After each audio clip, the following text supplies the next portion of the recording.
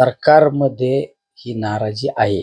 सरकारच्या एका बड्या नेत्याचं एका पत्रकाराशी खाजगी चर्चा आहे. आमचं सरकार सत्तेत आले, बहुमतात आले, पण आमचं सरकार हे शापित आहे. हे एका मोठ्या नेत्याचं वक्तव्य आहे. यावरून ओळखून घ्या, हे सरकार शापित आहे. निवडून आलेल्या लोकांना पाडायचं आणि पाडलेल्या लोकांना निवडून आणायचं. ईव्हीएमच्या जोरावर आलेलं सरकार हे टिकत नसतं. जितेंद्र आव्हाड साहेब हे आमच्या पक्षाचे नेते आहेत.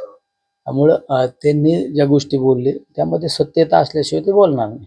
महाविकास आघाडीचे नेते आदरणीय पवार साहेब, आमच्या पक्षाचे प्रांताध्यक्ष जयंत पाटील साहेब असो, ताई असो, शिवसेनेचे उद्धव साहेब ठाकरे असो, संजय राऊत असो, काँग्रेसचे नाना पटोले, बाळासाहेब थोरात, हे सगळे मंडळी एकत्रित बसून ही महाविकास आघाडी एक संघच राहील आणि एकत्रितरित्याच निवडणूक लढवतील. पण जलजीवनची एखादी योजना एखाद्या गावात पूर्ण झाल्यानंतर पुन्हा परत 30 वर्षे त्या गावात योजना होत नाही. आणि मला प्रामुख्याने या भागामध्ये, माझ्या मतदारसंघामध्ये बऱ्याच ठिकाणी असं जाणवलं की जलजीवनची योजना फक्त कागदोपत्री झाली. त्याचं ती पूर्णत्वास आलेली सुद्धा नाही. मी बऱ्याच वेळा जिल्हा परिषदला पत्रव्यवहार केला. त्यावेळेस दिशा समितीची मीटिंग झाली. त्यावेळेस मी त्या संबंधित अधिकाऱ्याला विचारलं की किती योजना आपल्या जिल्ह्यामध्ये. त्यांनी मला सांगितलं 850 योजना जिल्ह्यामध्ये जलजीवन आणि MGPच्या मंजूर आहे. त्यामध्ये 200 योजना पूर्ण झालेल्या आहेत.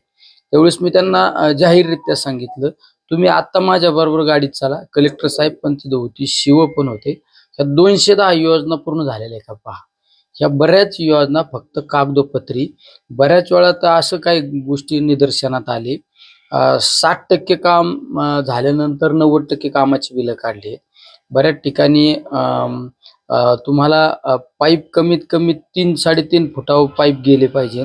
पण माझ्याकडे असे व्हिडिओ आहेत, पाईप फक्त 1 फुटावर सुद्धा नाही, म्हणजे हाताने उकारले तर काही पाईप सुद्धा उघड्यावर दिसतात.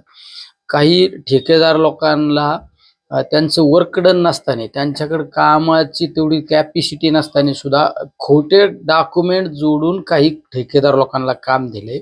एखाद्या गावात योजना ती पूर्ण झाल्याशिवाय योजनेला अजून वाढीव आपल्याला मागणी करायची अशी ती मागणी सुद्धा करता येत नाही. पण परस्पर त्या वाढीव मागण्या केल्या, त्याला पैसे पण मंजूर केले. म्हणजे ही योजना हा मोठा स्कॅम्प आहे.